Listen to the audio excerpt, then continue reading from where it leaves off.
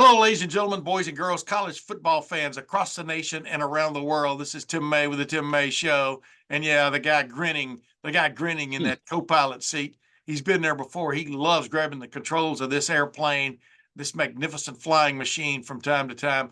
Matt Parker, recruiting guru of LettermenRow.com. Matt Parker, welcome once again to the Tim May Show. Thanks for having me, Tim. I always love having the opportunity to sit here and chat with you about a variety of topics, recruiting usually being the one that we're Yeah, supposed to talk about. yeah, I know. I mean, I'm sorry to pigeonhole you like that, my man, because you're not a pigeon. That's okay. You're just a magnificent eagle flying through the sky, keeping an eye on a lot of things. I try. Your I eyes try. darting, your eyes darting from left to right, waiting to see some movement that you could swoop down upon. But I digress. Obviously, signing day. I'm doing quotes marks for folks just listening to us on a podcast platform instead of watching us on YouTube. But signing day is coming up on Wednesday of this week. We're in the first full week of February, and used to be the biggest thing going, man, was signing day. From 4 years ago backwards or 5 years ago backwards, before they started the early signing period, which has turned into the real signing day in December, and then they pick up stragglers. They pick up stragglers now. I'm talking about the big time programs, the blue bloods, the guys who are trying to break away from the NCAA as we speak. They pick up the stragglers for their recruiting classes on this day. And Ohio State, put the hay in the barn a long time ago for the 2024 class. But who's a straggler? And I say that with a big grin on my face. Who's a straggler they're picking up this Wednesday? Yeah, straggler is I know you said that's a word of you just poking fun and whatnot, but we're talking about four-star defensive lineman Dominic Kirks, originally from Cleveland, Ohio, played high school a couple of different places up there in Northeast Ohio, but his senior season was at Riverside High School up there in Paynesville, pretty up there on the lake. Yeah. Top 150 prospect. He's number 115 overall prospect. Number 10 defensive lineman in the country. And it's a guy Ohio State needs, Tim. He's going to start off, or once he signs his letter of intent here on Wednesday, February the 7th, I think that's Wednesday. Yes.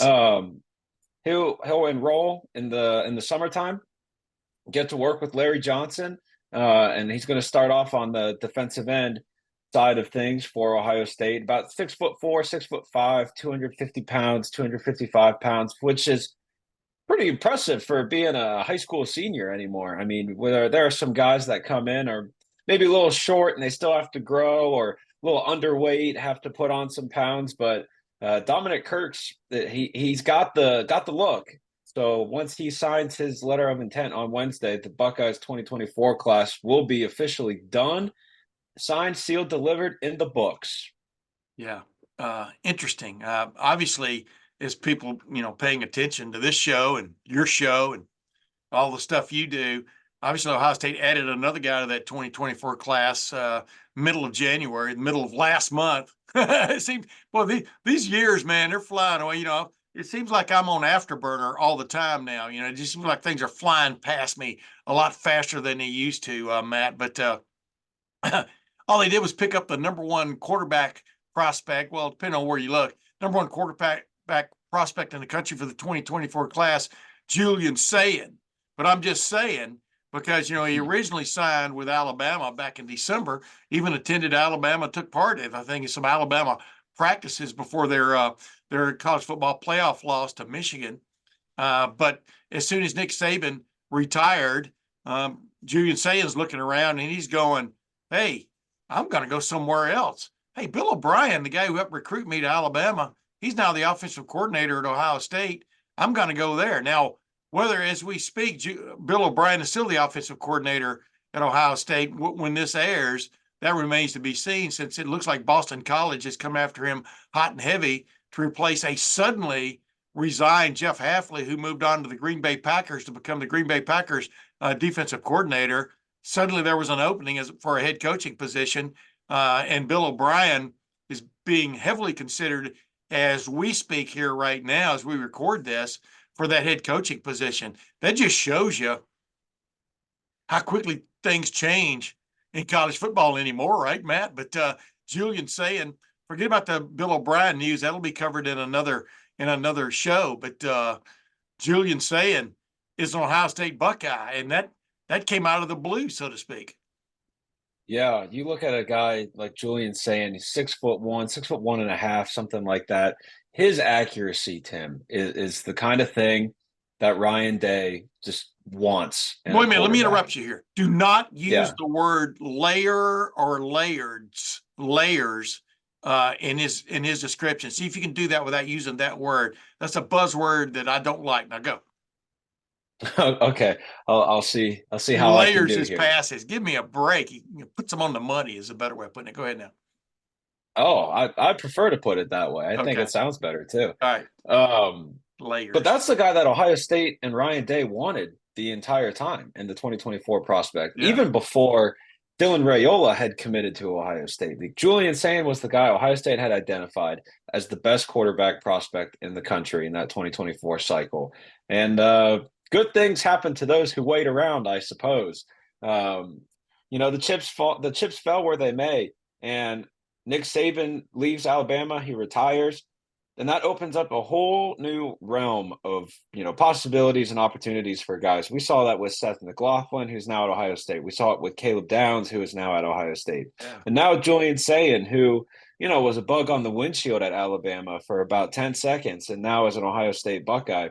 He's also going to officially be part of the 2024 class instead of the transfer portal class, which I think that's important to note just for, semantics, I suppose. Yeah. But now you have two guys in the 2024 class, two stud quarterbacks with Julian Sayin and Air Noland. And I think spring ball is going to be a fun time, don't you? Yes, I do. I wish, as I've lamented, well, I'm pre-lamenting. I'm hoping I don't lament. I'm hoping we get to watch every practice, but we know that's Mm-hmm. not going to happen. Although we got to watch a pretty good bit of the practice sessions last year during the spring, and we always appreciate that when Ryan Day lets us in the door there because you see. I was fixing to say something really stupid. You see so much with your eyes. That's like saying layers. Layered. He really layers those passes in there. You see so much when you're in practice as opposed to getting someone else's point of view on it, just like a golf tournament, right? It's much more fun to actually follow a foursome than to hear about what they did. Because man, if you ever heard me describe my golf rounds, I would definitely accentuate the positives. But the bottom line is, yeah, this is a spring. This could be a spring like no other, and not just because of the quarterback situation with 5 quarterbacks sitting there, all of whom are ballyhooed in one form or another, and everybody's forgetting about Devin Brown and Lincoln Keenholz. I understand how people do that. What have you done for me lately? Aaron Noland was sitting there going to be I'm trying to remember. I think Steve Bellisari was the last left-handed Ohio State quarterback. Might have been the only one I've covered.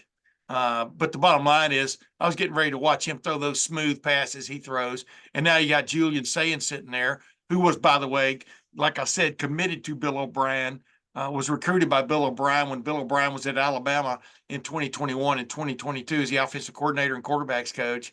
So you had to have a sense, if Bill O'Brien is still here in the spring, you'd have to have a sense Julian Sayin has some kind of like fond place in Bill O'Brien's heart. You know what I mean? But then you got the transfer of Will Howard. It's just crazy, isn't it? I mean, it's just crazy how a college football roster has changed in 1 month or 6 weeks time, right, Matt?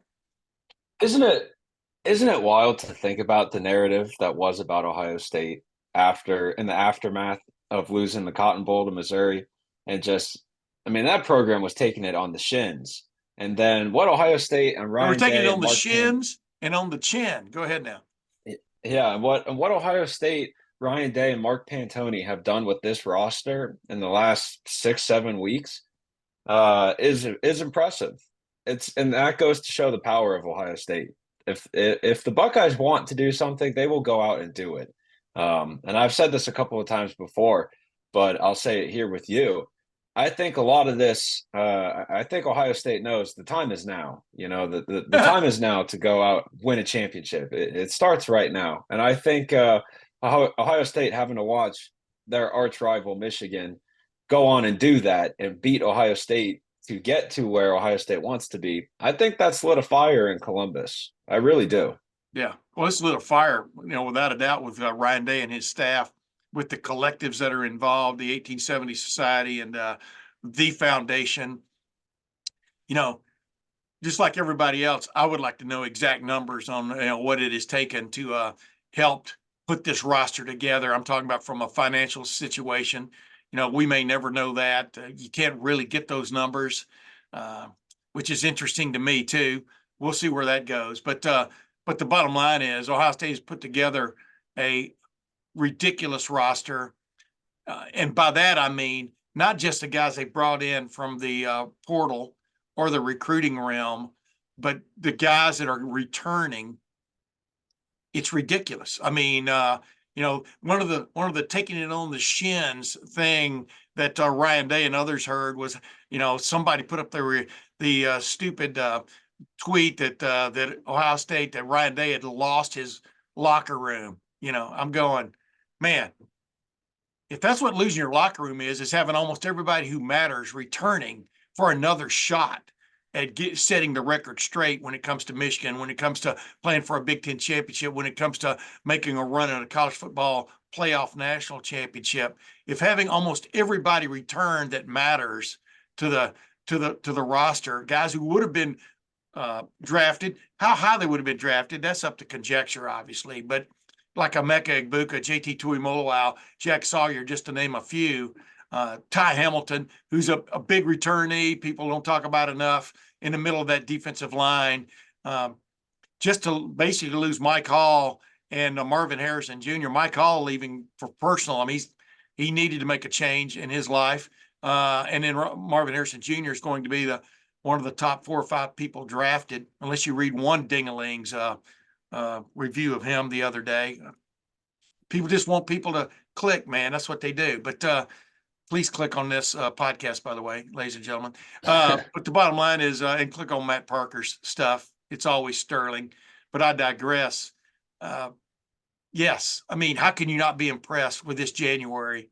Actually, it started the last week of December, but this January for Ryan Day and his staff, right? And I mean, you make a really good point. It is as exciting as it is to bring in new faces Hang to on the 1 second. program. Hang on 1 second. I put a check mark that somebody finally said I made a good point. Now go ahead. I'll say it again here. You make a good point. As exciting as it is for Ohio State to bring in new faces with both the transfer portal and then the high school recruiting trail, it's more important that Ryan Day and his staff were able to keep home 11 NFL ready guys, from an on-field perspective, from a locker room perspective, from a culture perspective. Keeping those guys in Columbus for one more season, that's the biggest recruiting win for Ohio State, because you look at the experience of all 11 of those guys, and if you wanted to do rankings for them, you'd be like, Ohio State kept 11 5-star guys in Columbus for another season. And I call them 5 stars because they're all going to be going into their senior season. They have so much experience. They know the program in and out. They know what it means to be an Ohio State Buckeye. And ultimately, having all of those things, there's going to be such a leadership presence for a team that is also pretty young. If you peel behind the curtain and you look and you see how young this roster is, without those 11 guys, it would be very interesting to see how it would be for Ohio State in 2024. Fortunately, we don't have to cover a young team. We're going to be covering a program that has some new faces and some new spots, but all of those new faces are experienced, whether it was at Ohio State or not. And that's something I'm looking forward to seeing. Yeah, me too. I wrote about it. I mean, just the offensive guys they got in the transfer portal, led by Will Howard and Quinshon Judkins. Will Howard, the quarterback from Kansas State, Quinshon Judkins, the running back from who's been all SEC the past 2 years from Ole Miss. I mean, all the guy does is gain yards and score touchdowns. Kind of a Carlos Snow kind of dude, in my opinion. One of the more underrated running backs in Ohio State football history. I won't get into all that. I just had about 1,000 thoughts drop into my head when I started talking about Carlos Snow. But but the bottom line is, yeah, they've helped themselves. Everybody they picked up is going to help this football team, barring injury. That's what stands out. But I tell you what also helped Ohio State, and stand by me with me, Matt, for this segue. What also helped Ohio State is the NIL presence, which has grown dramatically. Like I always say about Ohio State, and I'll keep saying, even though people listening have heard me say it a million times, when Ohio State starts rowing the boat, when everybody starts rowing the boat in the same direction, this is quite the galleon. I mean, Ohio State football is quite the galleon to watch. And you've seen it over the last really 6 to 8 weeks, how both collectives got their act together and made a huge difference, or making a huge difference. And that's all it takes, man, is people not just believing, but people sharing the credit, as opposed to wanting to take all of the credit. And that's what stood out for me. And by the way, before we move into my conversation with Luke Fedlam, local attorney who's made good in the name, image, and likeness realm of just being an expert extraordinaire, I exposed the world to Luke Fedlam quite a while ago, and he's been gracious enough to come on the Tim May Show every now and then. He's one of my favorite people. He's just brilliant, and as he points out, man, this is we've just sort of moved some of the smoke out of the way of what's coming with the name, image, and likeness and transfer portal era. And it's just now getting going. It's going into its third year of impact on major college football. That's what we talk about mainly on this show. So, but before I get to that conversation, I want to remind people that, if you're putting off ticket acquisitions to your biggest favorite sporting events, you can always look at Game Time app, man. If you haven't downloaded the Game Time app on your phone, then you haven't been listening to me and to others, because the Game Time app is the fastest thing growing in the aftermarket ticket industry. You could have gotten into the Ohio State Iowa women's basketball game featuring Caitlin Clark a couple of weeks ago, if you'd been paying attention to me. I'm not going to show you what the prices are to get in to the Super Bowl this week in Las Vegas. By the way, I'm going to be there. I'm not going to be at the Super Bowl, but I'm going to be in and around Las Vegas for Super Bowl week. Me and a buddy of mine have made a habit of that. But you can get tickets to the Super Bowl on Game Time, the Game Time app. And remember, if you download the Game Time app and you make your first purchase, you get $20 off that first purchase if you use the promo code Buckeyes. The promo code Buckeyes, Buckeyes. And as always, with the Game Time app, if you make a purchase on the Game Time app and you find a ticket in the same aisle or the same row, the same aisle, the same general area as you got your ticket on Game Time, and it's cheaper, Game Time will refund 110% of the difference. Now, that's a hell of a guarantee. And as always, with any kind of guarantee, terms do apply. So read the fine print. But ladies and gentlemen, don't hesitate to download the Game Time app at gametime.co if you want to get it on your main computer. But the Game Time app is the way to go for aftermarket tickets. With that said, let's get into my conversation now with Luke Fedlam. Can't even speak today, Matt. Luke Fedlam. Well, that's a hard name to say, though, isn't it, Matt? Say it. Sure is. I'm just in the co-pilot chair. There you go. That's Luke all. Fedlam, attorney at law and NIL expert extraordinaire. Man, always excited to have my friend Luke Fedlam on the Tim May Show to bring us up to date with the NIL and all kinds of things, right? Attorney Luke Fedlam? Absolutely. Tim, I was just thinking, I think we've known each other for a decade now. So Yeah. Watch out, world. This is about to be just a great conversation. This could be, hey, it's not too late to get on one of these major party tickets. From what I'm looking at, I think they're looking for some fresh blood. But I digress. Luke, bring us up to date right now from your standpoint of where NIL stands in the marketplace. And we've seen it. Folks who cover Ohio State football, who follow Ohio State football, have seen its power, I think, over the last month. I think that's an accurate way to put it. But is NIL and transfer portal, is it finding its legs now? Is it finding its speed, or is it just still kind of chaotic out there? How would you describe it? Well, I think it's probably all of the above. And I love these conversations that we have because every time we talk, there has been new changes, new things happening. And really in the NIL space, I say it's a little bit of both because it still continues to be chaotic. It still continues to be the wild, wild west. In terms of their getting legs, I think this is what people have started to come to realize. When we talk about name, image, and likeness, there's really two types of name, image, and likeness, what I'll call pure and synthetic. All right. Yeah, there you So go. pure NIL really is this opportunity where student athletes can partner with brands and companies and help those companies to penetrate their market and do all great things. And they use athletes as kind of their brand ambassador or their endorser. But there's also synthetic, and synthetic is really a lot more akin to pay for play, perhaps, right? But name, image, and likeness now allows for that to happen, as long as the student athlete is providing a service. So I say that a little bit with hushed tones because I think oftentimes that's kind of the last thought when it comes to some of these opportunities. Collectives are finding ways to be able to recruit and retain talent through name, image, and likeness. And as of right now, that's all within the rules. Well, let me ask you this, just in a general sense, because you keep up with this better than anybody. I mean, Fred, you're involved in it to a certain extent, right? Yeah. When it comes to just major college football and major college basketball, is it more of the latter, meaning close to a pay for play scenario going on? I mean, is that for folks out there who have no clue, really what we're talking about? Is that more the model that's going on from your vantage point? Yes. How's that for a concise answer? I mean, answer really is yes. There's much more of this kind of similar or close to pay for play that we're seeing because student athletes, I mean, you have the NIL collectives, which for those who may not know, collectives are these groups of donors, boosters, alumni, fans that come together around a particular institution to raise money for name, image, and likeness opportunities for those student athletes at that institution.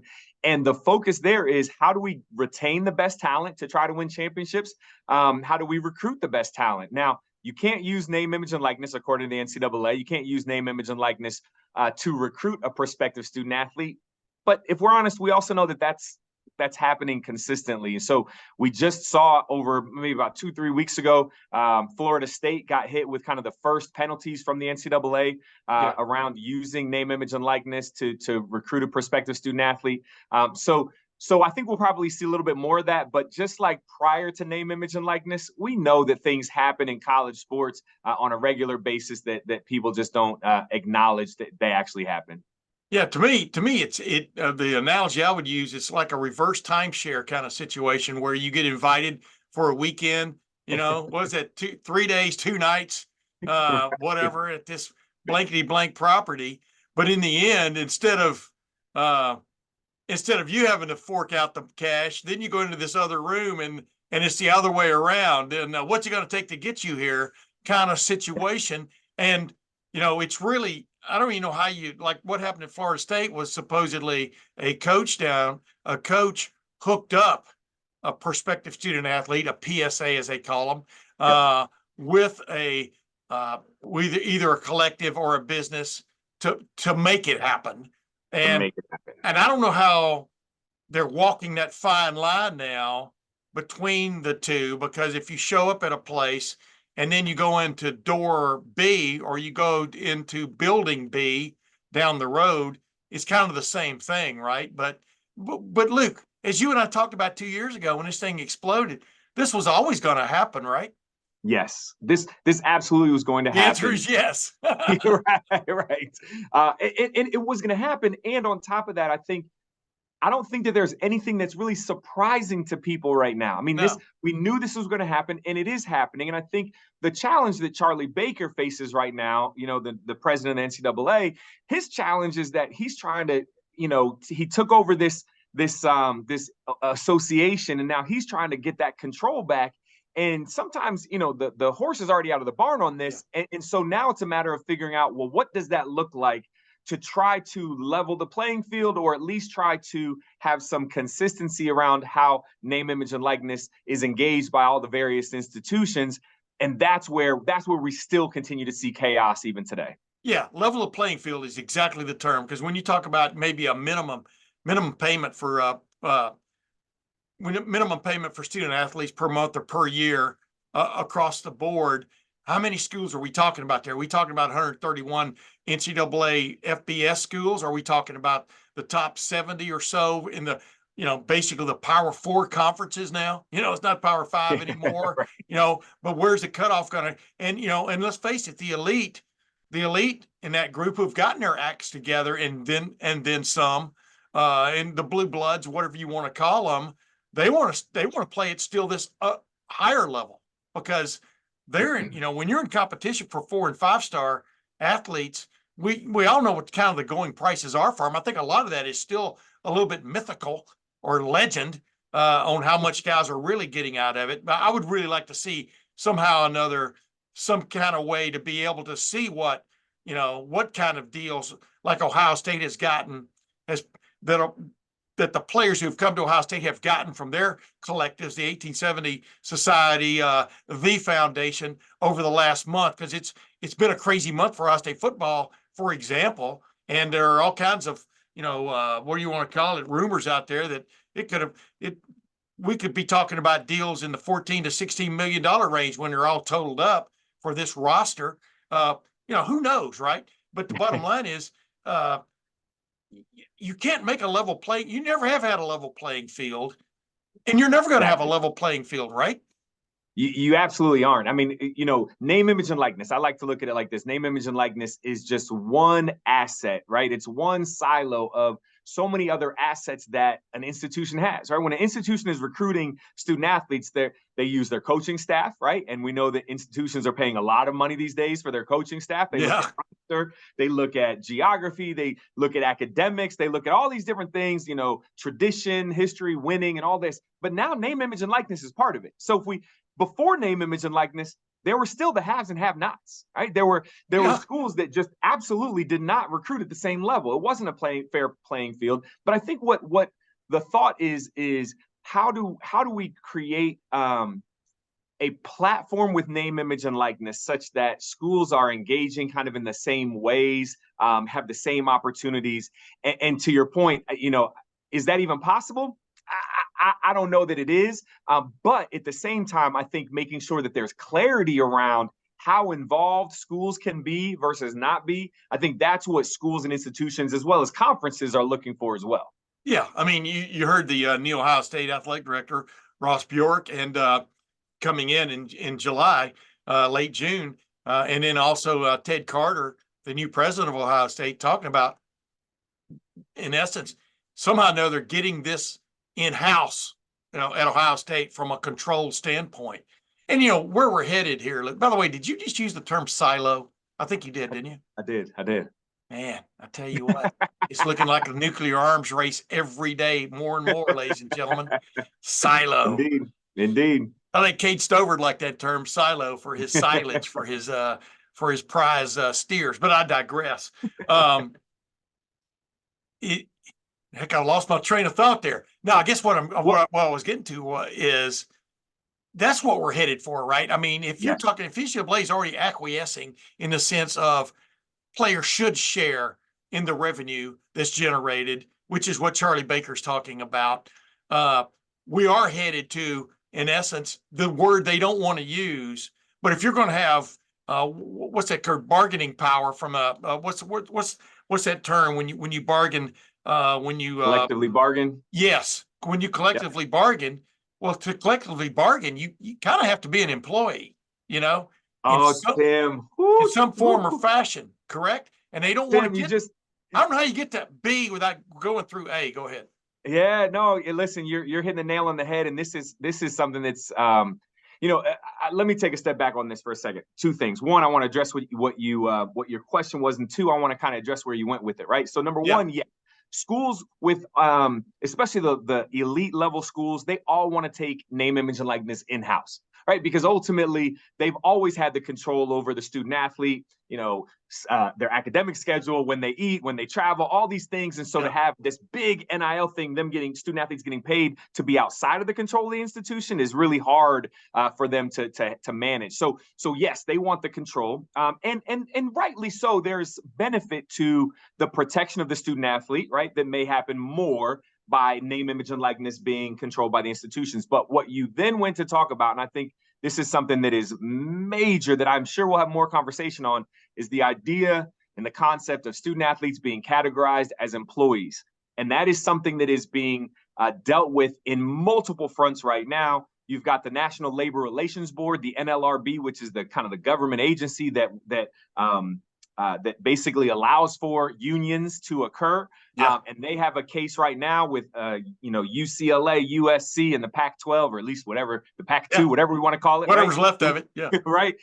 But then we also have a Johnson versus NCAA case that's being heard in the Third Circuit around whether or not student athletes should be categorized as employees. Now, as much as we talk about name, image, and likeness, and it is a significant change and impact to college sports, it will pale in comparison to the notion of student athletes being categorized as employees. And that's why I think Charlie Baker came out with his kind of proposal as early as possible to try to say, hey, we don't need to go as far as saying that they're employees. Let's start to pay them. Let's look at what this revenue share looks like. Let's try to do everything we can so that we don't end up in a situation where student athletes are employees, because that will absolutely, Tim, be a significant mess to be dealt with.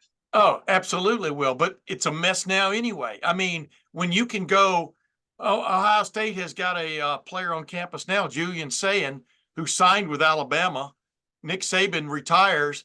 Julian Sayin, the elite quarterback of the 2024 national recruiting class, is at Ohio State now, even though he was on Alabama's campus, supposedly, at the beginning. I mean, he even took part in some bowl practices with Alabama. You understand what I'm saying? He got into the transfer portal. Now he's at Ohio State. You're going to have guys in April who are probably on Ohio State's roster right now, its glorified roster right now, who are going to be leaving.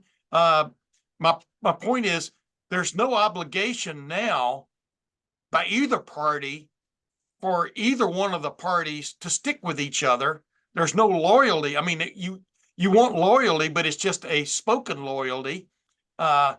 The only way you can gain control of that is to basically have people under contract for like a 2 or 3 year period, so my point is, I don't know how you can get people under contract and them not be employees. And I don't, that's where I thought this was always headed, because what we're talking about here, Luke, what everybody's talking about, and they don't want to say it out loud, but if they step back and look at it, they're looking at a mini NFL where teams would have players under contract, would have a salary cap. They could decide that I'm going to spend my money this way, just like NFL teams. Some of them spend more money on offense than defense. You know what I mean? And we're going to score more points, so we don't need as much defense. You know what I mean? Blah, blah, blah. And then it blows up in their face and they don't get the Super Bowl and they fire their coach. But I don't want to see a mini NFL. Do you? Well, I here's the challenge, right? The challenge is that. Wait a minute, attorney. I didn't mean to put you, counselor. I didn't mean to put you in a yes or no answer situation here. Go ahead. Well, I appreciate that. I wasn't going to give you just the yes or no anyway. I know. so come on, I'm getting paid by the word right now. No, but I do think that it's important, though, right, to understand kind of where are we at, and what do we mean when we say we don't want to see a mini NFL, right? Because let's be clear, college football, multi-billion-dollar industry. Yeah. All right.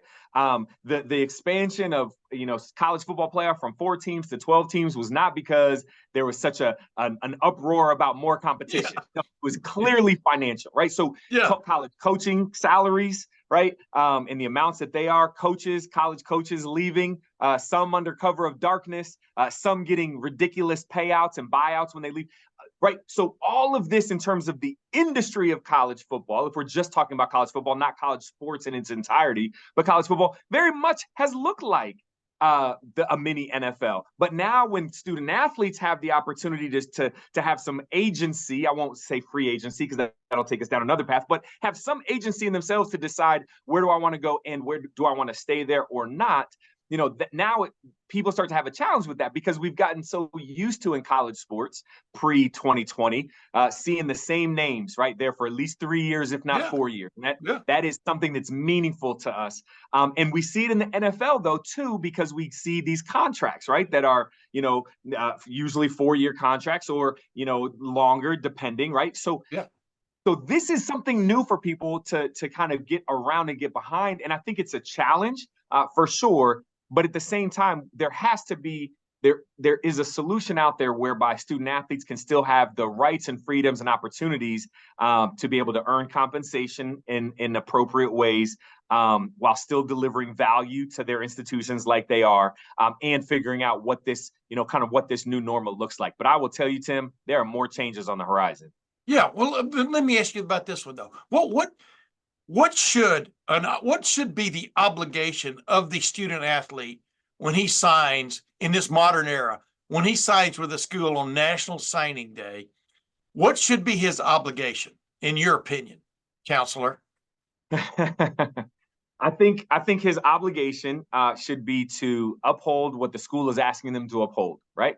To show up on campus, go to class, practice, play their sport. Now, I think. But for how long? Exactly. I think that's the path you want me to go. Well, how long does that mean? I think ultimately student athletes should play by the rules that are set forth in front of them, because the same question could be asked for coaches, right? Well, how long should a coach play out their entire contract? Should a school be able to, have a coach leave and do a, multi-million-dollar buyout and all these kind of things? I think for the student athlete, when they sign for National Signing Day, they're saying, I'm committing to this institution. And as long as I play by the rules, and if those rules say I need to be here for 1 year, I need to be here for multiple years, or I don't have to be here, I'm just signing a piece of paper because it looks good on ESPN in the morning, right? When they do National Signing Day. But I think ultimately it comes back to, are we playing by the rules? Now, we know that there's a lawsuit out there, right, that's trying to say, a bunch of different state attorneys general are coming to say, hey, student athletes should have the freedom and flexibility to be able to transfer more than one time. And so, again, this is the challenge, right? We want student athletes to have rights and freedoms and opportunities, but at the same time, with those rights, freedoms, and opportunities come this desire for fans, right, to want to see the same student athletes at their institution, helping them to win championships. And sometimes those things don't align. Yeah. And, and the thing of the argument, I mean, without a doubt, when you see the head coach who signed you suddenly retire or move to another school, it should give you pause. But, in the NFL, coaches get fired every year. That doesn't mean the players get to go anywhere. You know what I mean? They're under an obligation of some sort, like we just talked about. I mean, that's not the NFL model at all. This is just like, I mean, Alabama right now, nobody feels sorry for Alabama.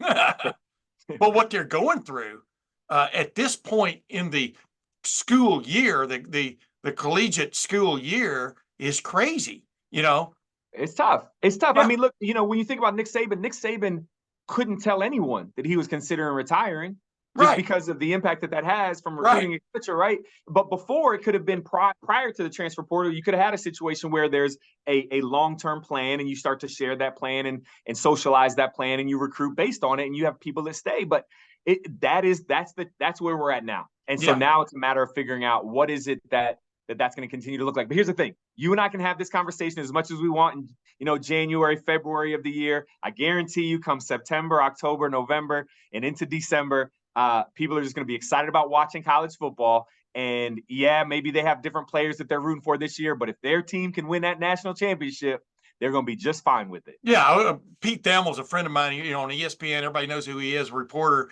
broke the Connor Stallions story and all those other things. But as he has said a couple of times to me, and on my podcast, it's never been crazier off the field than it is now. And the product of the actual football has never been better. It's just crazy. But two other things I want to touch on with you though, before you go. The idea that players should share in the revenue brought in, let's say by football, from putting fannies in seats and also television contracts. What do you think is fair there? Because here's the thing I've always said. I'm a player's advocate, man, because I've advocated they should be getting some cut of the pie forever, ever since I've been a sports writer for basically 50 years now, 51, going on 51. But the point is, that's a fine piece of the pie, because I've always said you could take most of this roster at Ohio State right now and put it in different colored uniforms and play at the old Crew Stadium and not fill it up. You understand what I'm saying?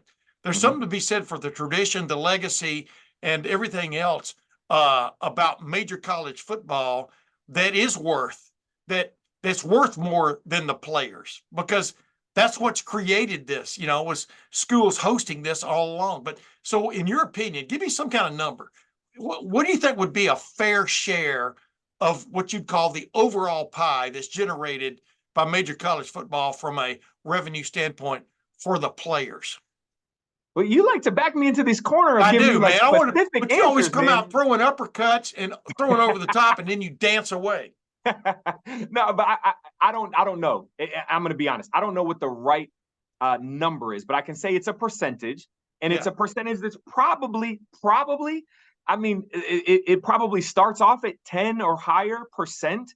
And I don't think anybody is advocating to say players, the NFL or NBA model where players, should get 42% or 51%, whatever it is. Like that's not what I think, student athlete advocates are saying right now. But I think what they're saying is there's some number, right? That yes, I think everyone, to your point, right? If you put a bunch of players, right, in different color roster and different color uniforms, have them play, somewhere else, yeah, there's not the value there. There's the value of the tradition, etc. But at the same time, if you get a bunch of random kids that are out playing touch football, right, and they come to Ohio State to play, there's no value there either, right? Yeah. So there's this symbiotic relationship between the two, and I think there's finally come this time where people have recognized, yes, as we look at these multi-billion-dollar television contracts, there is a portion of them. A portion of that should go to the players because of what they bring. It is their hard work, their blood, sweat, and tears, their hours upon hours upon hours in the weight room, in the practice field, and in the film sessions, preparing to be able to put a product on the field that can put butts in the stands, that can sell advertising, etc. So there is most certainly a percentage that should go to student athletes. What that exact number is, I don't think we know, but I think it needs to start somewhere, probably 10, 15%, and go from there to figure that out. Yeah. Yeah. It's their bones, their knees. You know what I mean? That's the way I look at it. I mean, I agree 100%.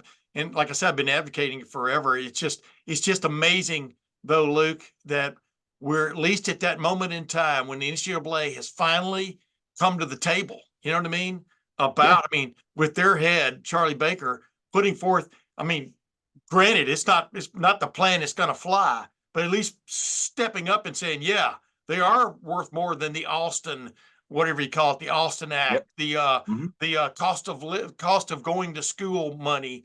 They are worth more than that. That is a crack, but you can't just keep sort of throwing proposals out there and not doing anything about it, of waiting for the federal government to come to your rescue. That's what bothers me about it. Do the right thing. Yeah, well, and that's it. I think Charlie Baker has recognized that he has to do something, because if not, to me, that marks the end of the NCAA, right? There has to be some kind of control taken, and this idea of just outsourcing this, these decisions and hoping that the federal government will come in there, it's just not going to happen. We may see some form of federal legislation, but we're 2 years in, plus, right, on name, image, and likeness. So yeah, I agree with you. I think finally the NCAA at least is trying to come to the table, and we'll see what this looks like. But the other piece too, don't forget, is it's also conferences, right? Conferences are going to be the ones. They're the ones that sign these, multimedia deals. They're going to be the ones that are going to have to come to the table as they look at, student athletes and what they decide to do. But I'll let you go. But as I've said many times, let's say the SEC and the Big Ten and the other two, conferences, ACC and the Pac, the Big 12, somehow or another decide to break away and form their own confederation. Let's call it a confederation, right? Conference confederation. It has a ring to it. You still got to have a ruling body. You still have to have rules. You still have to have a head. You still are going to report to somebody. You can't just have, guerrilla warfare going on out there in the name, image, and likeness realm and in the transfer portal. You know, people can't seem to wrap their head around that. That's why I was interested. Ross Bjork, the new incoming Ohio State athletic director, just said, you know, they want to figure this out somehow, some way through the aegis of the NCAA, which does have a lot of good things going for it. You know, and, Absolutely. you know, I mean, the and NCAA runs championships, right? Like, yeah, I think people forget that the NCAA runs all of the national championships except for football, right? yeah, So whether you're talking about cross country and track and field or lacrosse or field hockey, right? That's they do that, and they also, you know, deal with enforcement of rules, etc. But you're absolutely right. Regardless of whether there's, you know, a breakaway of football to the college football playoff and letting college CFP, you know, kind of run things, there's still going to have to be rules and enforcement of those rules. Otherwise, you just continue to have chaos. yeah. Ladies and gentlemen, Luke Fedlin, one of my favorite people of all times, and myself, one of my favorite people of all times. Hey, Luke, thanks for joining the Tim May Show again, man. And we're going to do it, of course, again and again and again. Are you into it?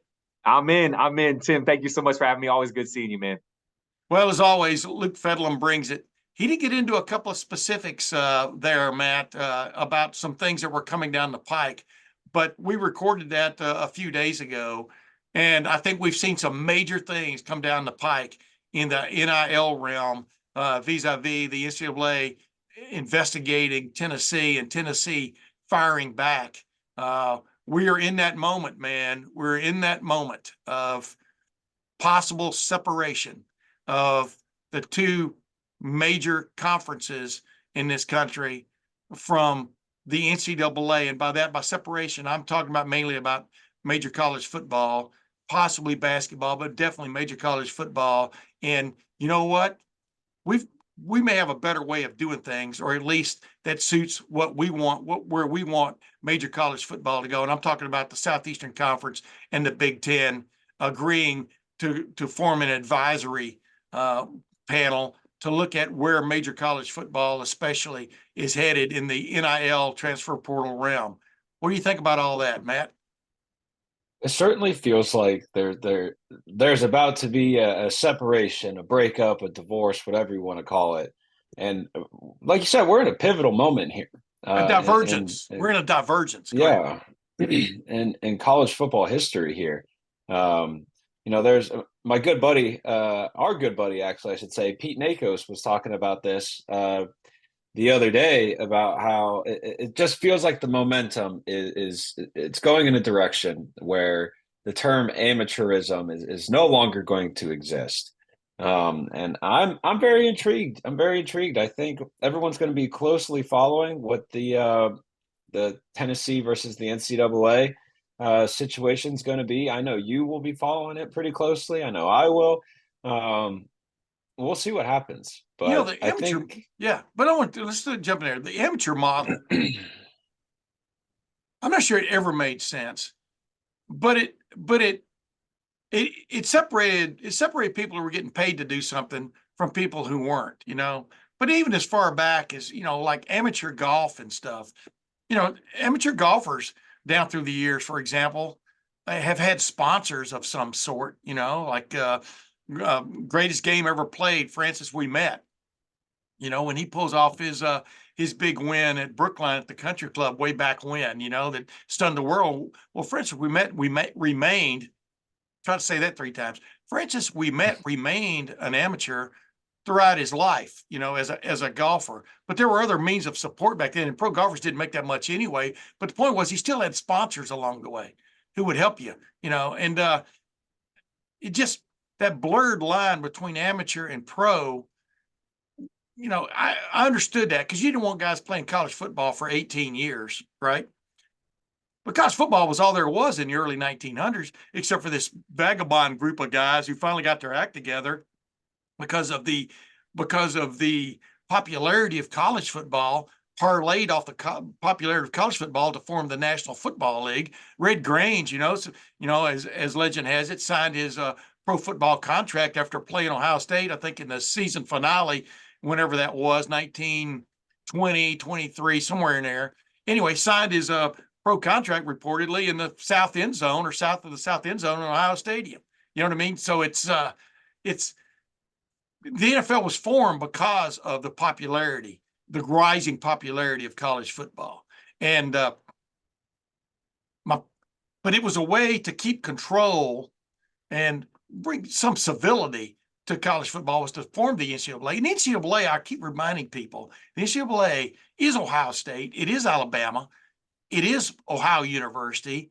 I can name all the universities. They are the ones who vote on and agree to the rules for major college sports. But the bottom line is there's been too much of a tail dragging situation in that for the last 30 years, the last three decades of trying to make everything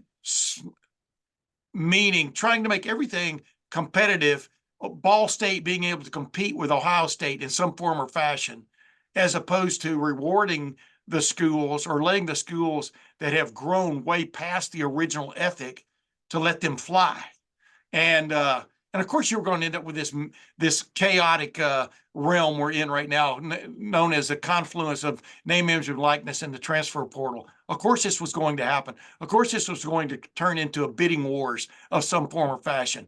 Now they've been waiting on the federal government for 3 years now to put down some guardrails, as they call them, which hasn't happened. They've been waiting for the NCAA to put down some guardrails, which hasn't happened. But the NCAA, sitting on the side of the road, has decided to pull over Tennessee like it pulled over Florida State and ticket it for possibly going too fast, according to their speed limits.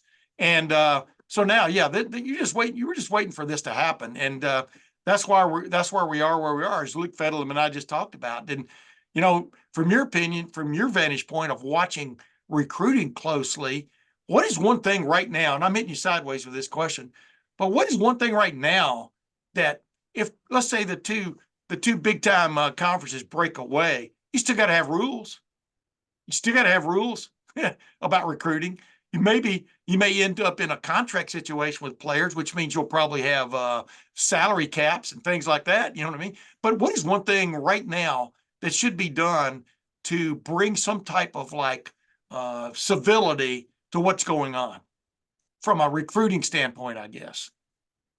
I think if you can just remove the somewhat taboo nature of talking about NIL possibilities during like why does it have to be I don't understand why it has to be a hush hush thing, this top secret thing. Like you might get some NIL opportunities, you might not.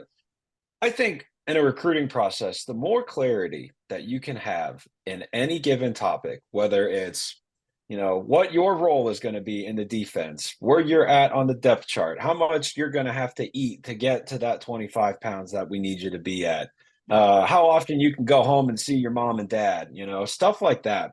All of that matters. Having clarity in everything in your recruiting process matters, especially when it comes down to the finances. If you want to know how many bucks that you're going to make or rather have the potential to make, that's important. And having some of these conversations, Ohio State in 2023, in the spring of 2023, they had some NIL opportunity, kind of like their internship thing that they do during the summer, where they have their guys go out and they had an NIL opportunity thing like that, where they get to network and then things like that, and seminars. That would have been an opportunity to have something like that at the Woody Hayes Athletic Center for when recruits are there and they say, this is how this works. This is how NIL works in college football. This is how it works here specifically at Ohio State. This is how we like to do things. And having that not be so hush-hush and, shy away from it, I think that'd be a good way to start off. Yeah, it's really specifically on the recruiting trail. It's part of the education of not just players, but players' families, prospects' families. You've got to address it because that's one of the first things they ask about anymore. Because Ohio State isn't going after one stars just hoping to get a college scholarship to get their education and play a little bit more football. Ohio State is going after, always has, but is going after prospects who can help them win football games. That's, it's not about helping the downtrodden. It's about helping people, bringing people on board who can help you win big time football games, like against Michigan, like in the college football playoff realm. So, and this idea that you've got that you're going to have recruiting going on, and then they ask you about NIL stuff, and you act ignorant. Well, not ignorant about it. You can explain to them the wherewithal about NIL, but for them to for major college universities to then shove the prospect out of the back door and go, I don't know. I don't even know where the NIL collectives are on this street. Maybe you can find them. You know what I mean? Is kind of stupid, along with everything else that's been going on. And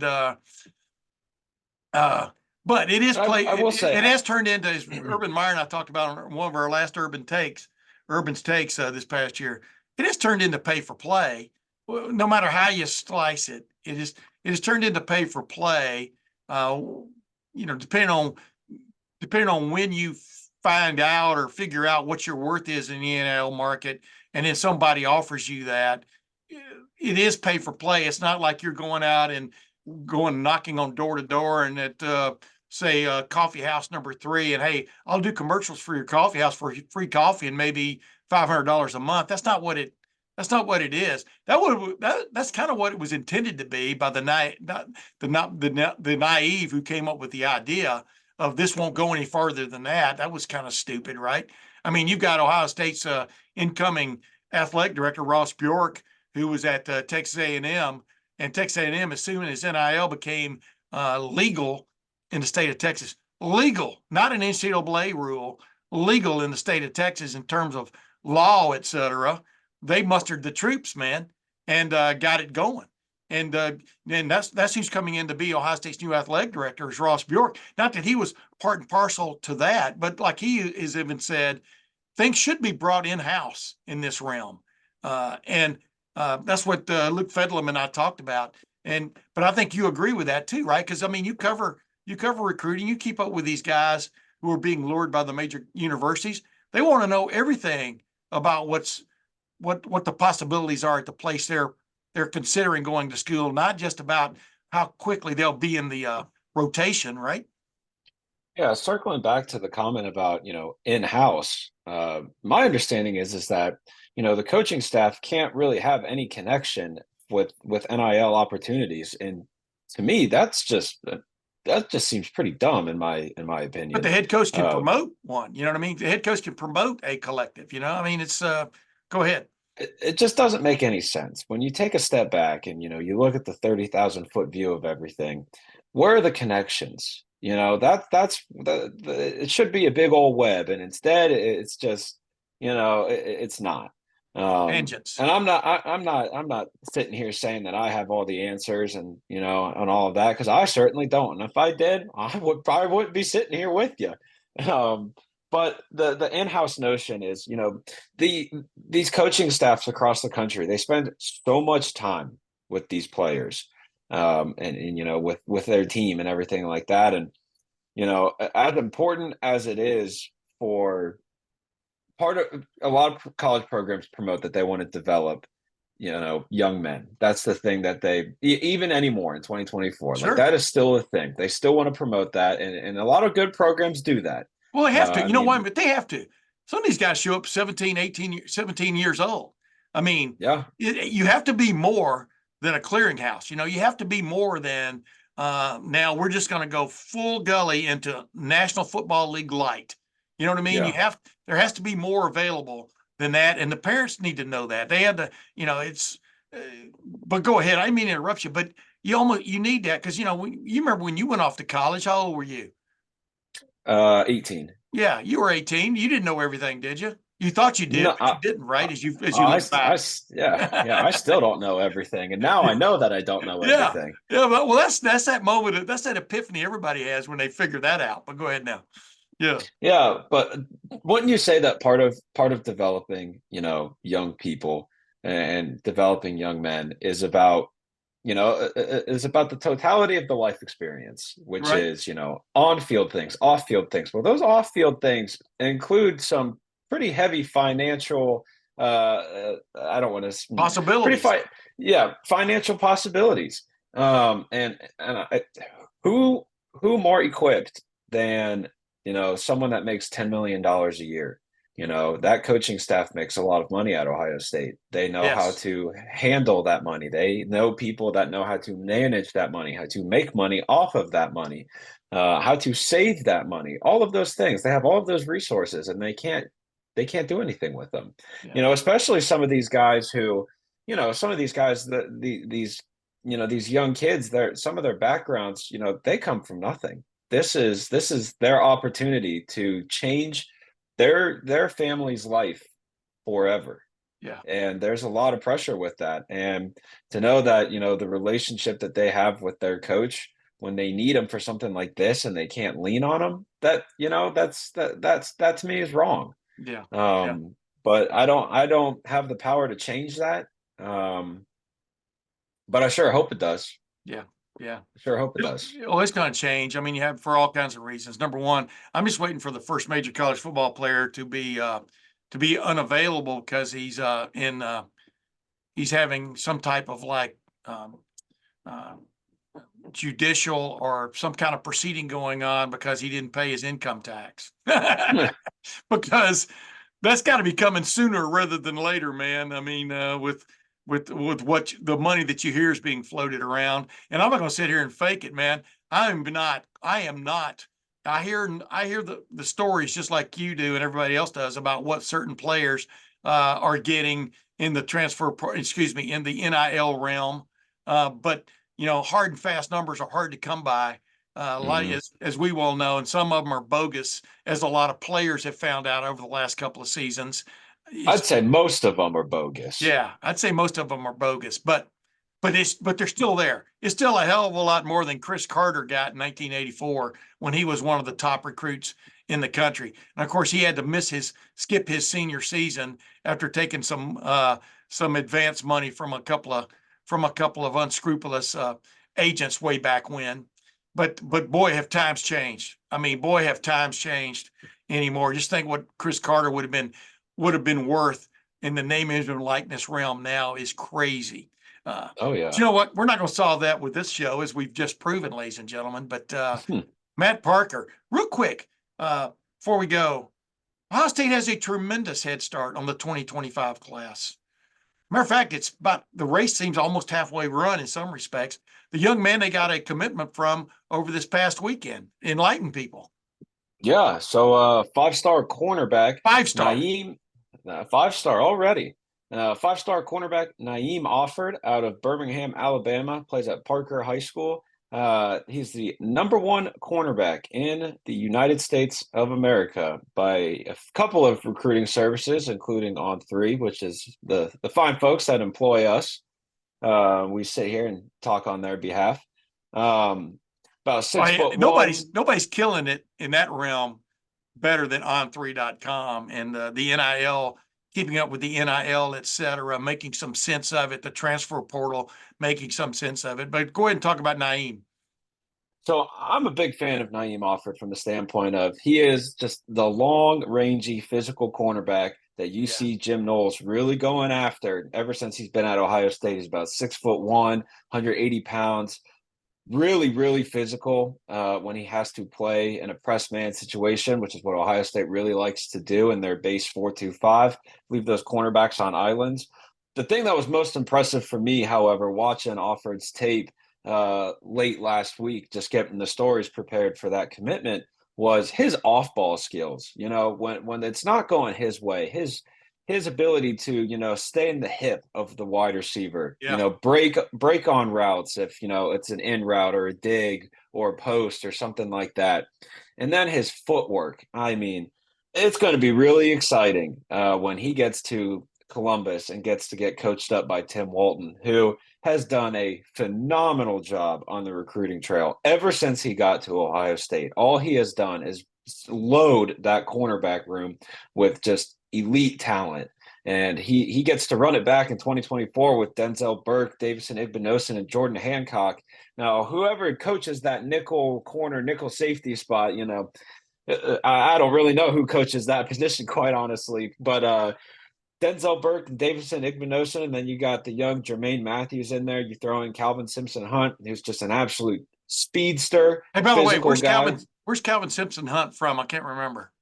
Oh, let me remind you and the fine folks. Oh, Waxahachie, Texas. Thank you. People There you get tired of go. me saying that, so I thought I'd let you say it for once.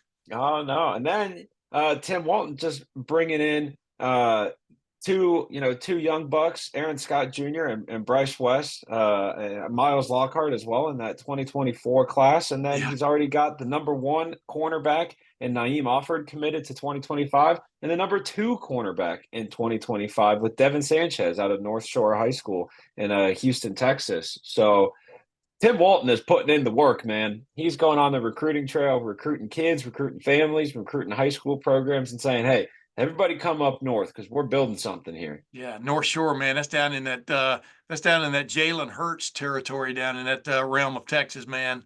There's some good football players that have come out of that area down in the Houston metroplex. But I digress. It is interesting that Ohio State has the reputation of getting the elite wide receivers in the country, or at least having them interested very much in this Brian Hartline realm, which, by the way, started really back in the Zach Smith realm. That's when that group really started coming together, Zone 6, and then exploding. But now Ohio State attracting the top cornerbacks in the country. And they always have been on those players' radar. I mean, Denzel Burke is a great example, coming from Arizona to play at Ohio State, and he's one of my favorite players on this team, this upcoming 2024 team. But I just wonder how soon this is going to be counterproductive for him when every day in practice you're going against Naeem, or you're going against Jermaine Matthews, or you're going against Calvin Simpson Hunt, and you're a big time receiver. Those are going to be some frustrating days out there on that the back 40, isn't it?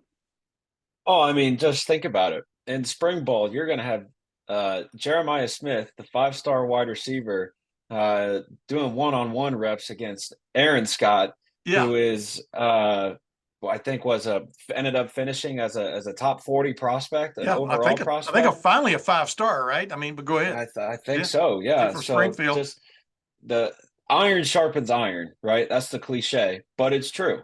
And what Brian Hartline has done with that wide receiver room ever since he took it over is now starting to bleed into other position groups, specifically that cornerback room. And man, that's going to be some fun just watching those one-on-ones with all that talent on the field. That'll be some fun. Yeah, what do you think? You've been around Tim Walton a little bit, but you've gotten to cover what he is doing more than anything. You've gotten to gather the evidence. What is the one thing about Tim Walton you think that stands out with these recruits? I mean, obviously last year Ryan Day made him head of the secondary instead of just being cornerbacks coach. Obviously his pro football background as a coach.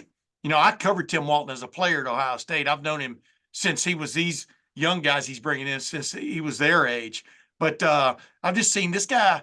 He really seems to bring the knowledge, for one of another way of putting it. But he also has a relation. He can relate, I mean, to these young men.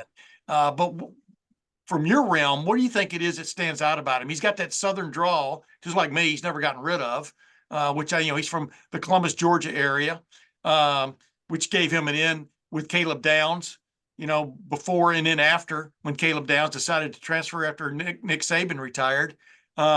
He knows known Caleb Downs' dad for a while. Right on down the line, it's just every time you look up, he has a connection with these guys, right?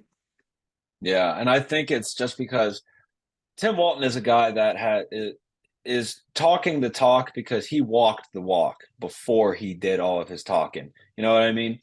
This is a guy who went to Ohio State, did his thing, and then immediately was getting in the coaching world. And he has developed and been on some of the best football staffs of all time. Some of the best teams to ever play the game. I mean, he won a national championship with Nick Saban at LSU, and that's like item number 5 or 6 on his resume. I mean, it's very impressive. But the resume aside, and you said this, and I just want to echo it and build off of it. It's his ability to walk into a living room and win the crowd.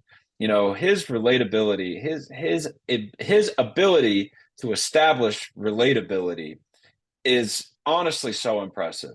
I've had a few conversations with Tim Walton here and there and stuff like that, and you know, he makes you feel welcomed. He makes you feel like that you're part Yeah. of something, that you can do things, and instilling that belief into young men who you know come from all different kinds of backgrounds and things like that. That's a big thing. That's a really big thing for them. And the thing is that, oftentimes you hear those recruiting horror stories where the coach acts one way on the recruiting trail, and then when he finally gets to the school, he's a completely different guy. And that's just not the case at Ohio State. Yeah. With all of its coaches, quite honestly, but especially with Tim Walton, he's going to coach these guys hard, but he's going to love them hard too. And that goes a long way. That goes a long way. Yeah, I think the combo of him growing up in the Deep South, then coming to Ohio State to play football, and all that entailed way back when, and then, like you said, moving into coaching as quickly as he did, and then moving into the NFL coaching realm as quickly and as successfully as he did. I mean, and just the guys, like you said, the people he's worked for, he's learned from, but also contributed to. It just is coming to fruition. It's coming to fruition on Ryan Day's staff, and it's just amazing to watch it all happen. And it, it's long from over. Let's put it that way. But Matt Parker, man, once again, you bring the goods. You're quite the co-pilot. You sit there quietly and then burst forth with knowledge about what radar vector I should be following, approach vector I should be following as we land this thing. But Matt Parker, welcome once again, or thank you once again for joining the Tim May Show. Another happy landing, huh, Tim? Thanks for having me. Appreciate it. Absolutely. We're not on the ground yet, but we can see it from here. But ladies and gentlemen, until next week, we'll see you then.